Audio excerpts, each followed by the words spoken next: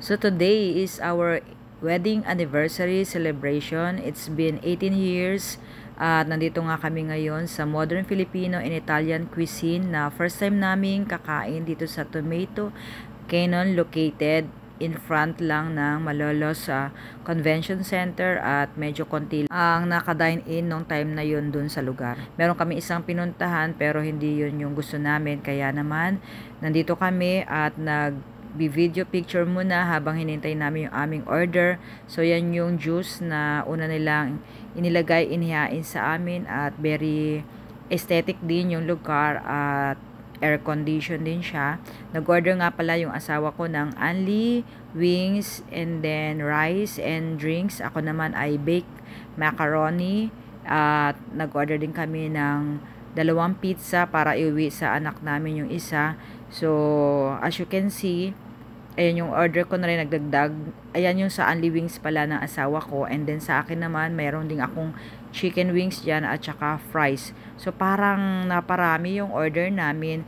Lalo sa asawa ko na hindi naman mahilig sa only wings ay so in-enjoy na lang namin yan. It's 449 sa only wings, and then dyan sa order ko rin ay medyo budget friendly naman din at masarap siya. Yun nga lang, pag pumunta ka sa ganitong mga resto ay dapat nakaredy ang tiyan mo, lalo kung mga only wings siya.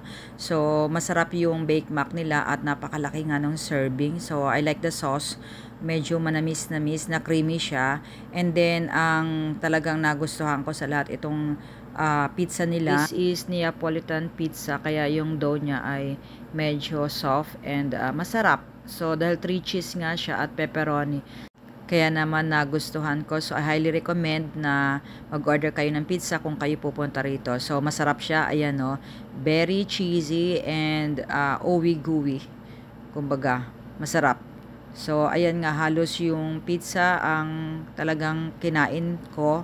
Kaya naman yung Bake Mac hindi ko na naubos, plus yung mga chicken wings and fries. So medyo naparami nga talaga yung order namin dito. Ayan o, kalahati na lang dahil mas nakain ko siya at napabayaan ko nga yung fries and then yung Bake Mac. At yung husband ko naman ay natapos niya yung kanyang only wings. So ito yung isang triple cheese na order namin para kay Hana.